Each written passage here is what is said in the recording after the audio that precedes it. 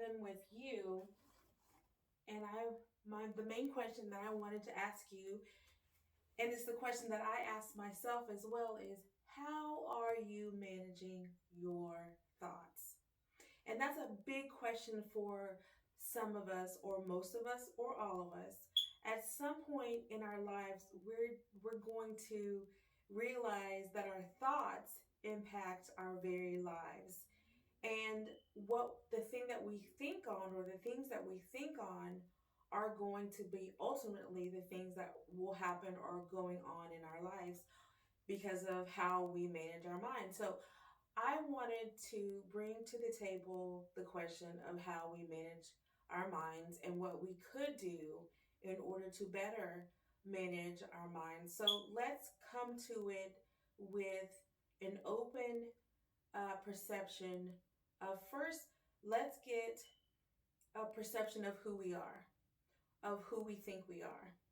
Now, when we get a perception of who we are or who we think we are, it depends on what perception you have of yourself. And if you are talking to a group of 20 people, half of that group, which would be about 10, have this negative perception of themselves. And then if you ask them, okay, if you have a negative perception of yourself, let's look at your life and let's look at how your negative perception of yourself has affected your life. And that alone will get people to maybe think about, wow, I need to change my thinking and bring my perception of myself up to what God sees me as. And when I start to get on that higher level, that higher playing field, have you, then everything else starts to change for the better. And if you don't believe me, that's okay, because I had to learn in the beginning how to do this, and it was foreign to me, but I had to put practices into play, and this is where it got me at this very moment. So, if I could tell you to do one thing, one important thing in your life to start to transform your life, to start to evolve into a better person, it would be to change the way that you think, change the way that you perceive yourself. I hear countless in conversations and TV shows and passerbyers and people involved in their conversation that I just happen to overhear. They're always downplaying their situation. They're always downplaying themselves. Well, I don't deserve this. I'm fat. I'm ugly. I don't deserve that. And, I don't make enough money and I don't deserve to have friends like that. And the list goes on and on. I don't deserve to drive a car like that. I don't deserve to make that kind of money because I don't have a college degree. And it's that kind of thinking that gets us stuck in life where we are, because you weren't designed to think like that, for one thing. You were not designed to think like that. Your creator is the greatest being ever. And when he created you and he literally broke the mold. There's no one else like you. What you have within you, no one else possesses. You are a masterpiece. You were handcrafted. You have no idea the time and effort and creativity and ingenuity and beautifulness and time that went into creating you. So treat yourself accordingly. And when we manage our thoughts and when we start to renew our minds, then we start to get a grasp on who we are and who made us and what is expected of us. And then we are on the right track. Now, when I say on the right track, I don't mean that everything is going to be roses, but it's going to be better when storms and trials come, because they will. But you're going to have a better attitude, and your thinking is going to be along the lines of, okay, so I can handle this. I've been through this before. I have a better grounding, better footing on it, and I'm on a more solid foundation. And that's what I'm going to try and help you achieve with these tips on managing your mind. So if you're in the process of, or if you're in the habit of thinking bad thoughts or negative thoughts and worrying and fearful all the time, stop it. Stop it. Do you know half of the things, or more than half of the things that we worry about, never even happen? They never even manifest. It is your mind that keeps you in the dark. It is your mind that keeps you fearful. It is your mind that keeps you worrying. And here's the kicker: you control your thoughts. So it's you who choose to worry. It's you who chooses to fear. God did not make you with a spirit of fear, but of power, love, and of a sound mind. So think on good things, good, happy, joyous things, things that make you happy. Do things that make you happy. Do things that will make you dwell on joyfulness and love and kindness. Wake up with an intent to be on purpose. There are things that are going to happen throughout your day, but it's how you choose to react to those things that's going to determine the outcome. So think on good things, things that are good, things that are positive, and things that will make God happy. You are doing everything that you do in this lifetime, in this world, to please your Father because of the purpose that He put inside you. Now, my second point is, if you want to be an impactful personality, you're going to have to change the perception of who you think you are. I had to change the perception of who I thought I was. Sometimes we will walk around with other people's perception of who they think we are. Therefore, we kind of foster those perceptions, but that's not so.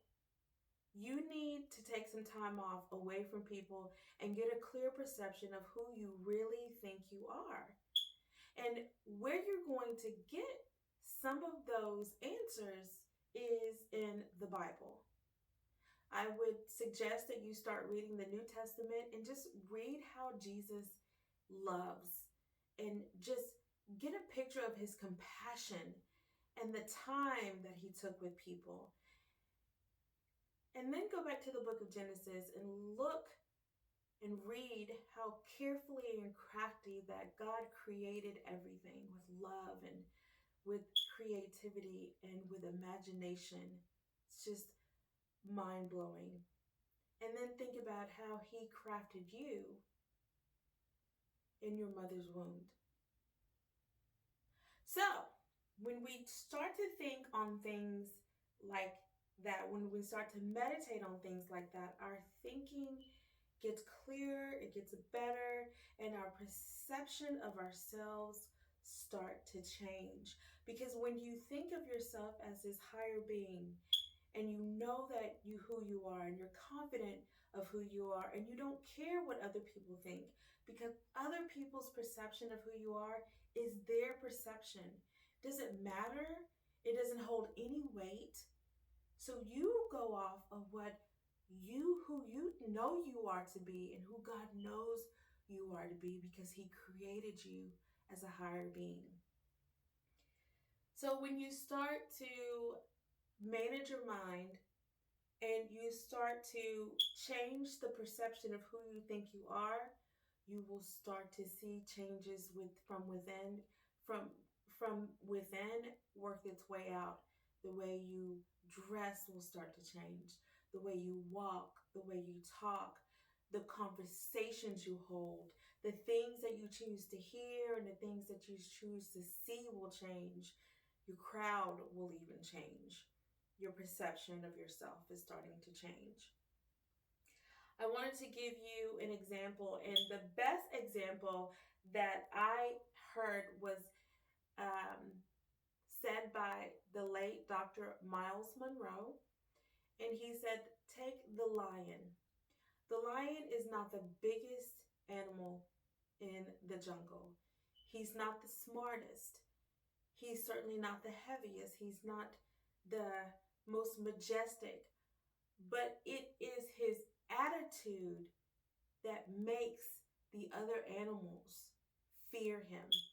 It can make an elephant seem like a sheep, make it seem like a sheep in the presence of a lion, when the elephant is much larger, bigger, powerful. But yet, in the presence of a lion, it thinks it is a sheep because of the lion's attitude.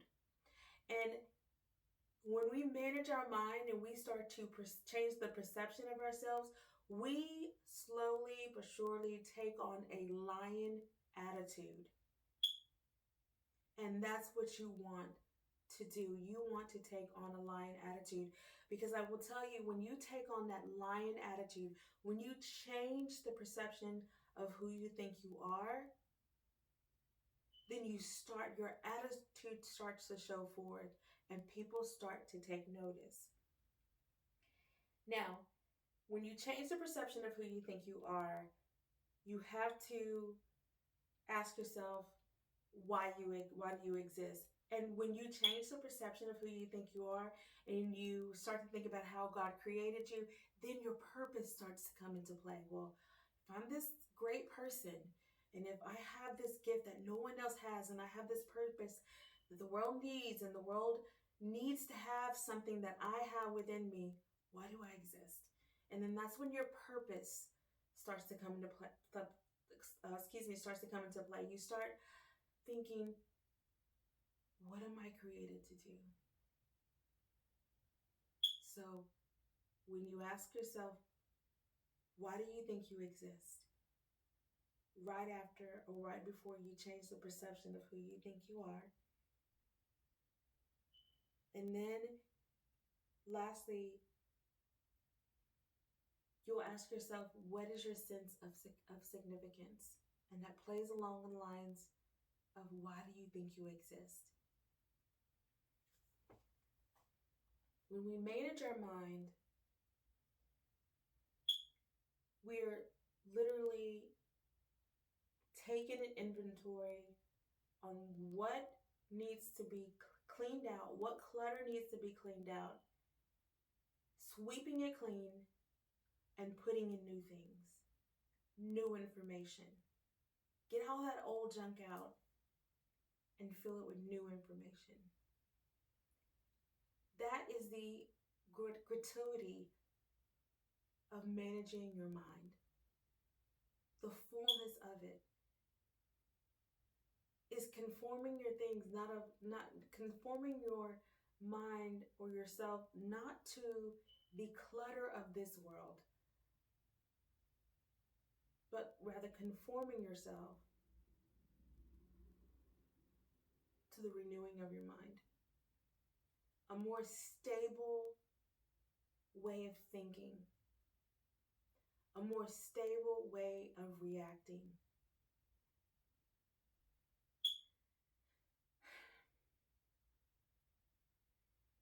A healthy thought life is a healthy attitude. When you say that you get older and you don't have time for that, that is true in a sense. But what's happening is you're getting older, and that thing, that purpose that was put inside you from the Creator, from the beginning, is starting to awaken. And what we need to do is find our true purpose in our lives. And that will only come when we start to manage our thoughts and renew our mind. There are some things in life that will happen that will challenge our belief, our faith,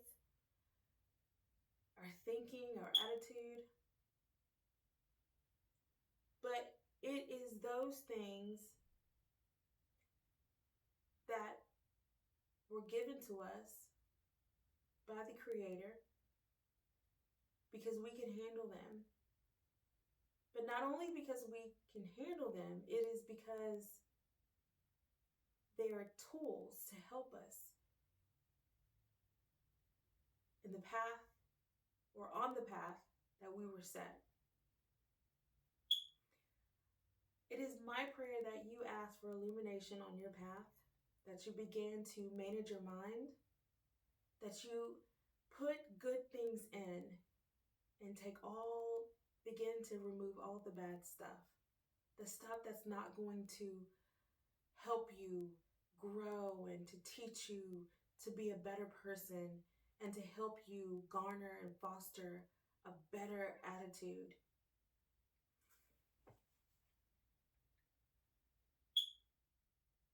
Don't worry about how other people see you. It's not important. What is important is how you see yourself. Put healthy things in your mind, and then you will start to see the benefits of that work its way into your life. Read the Word, start in the New Testament, and focus on how Jesus lived. And focus on the clarity he had, his prayer life, and his thought life. It's like nothing I've ever It's like nothing I've ever read before with so much clarity. A person so devoted, so dedicated to one purpose, which is you. So you could live the best life possible by implementing the simplest of tasks to become the best person that you were created to be. I promise you, if you manage your mind, if you prioritize the things that are important and set aside the things that will not grow you, you will see a change in your life. But sadly, if you choose to not conform, if you choose not to renew your mind, and you think of things or you think on things that are not important, that will not grow you, that will not help you attain a positive attitude, a positive outlook, that every Monday morning, you focus on the negativity of the week rather than what is positive and what is good, then you're not growing, and you won't. It is literally a change in attitude. It is literally a change in your thought process. It is literally a change. And my question is, how will you begin to manage your mind? This is Sheila, doing what I can, how I can. Have a great work week.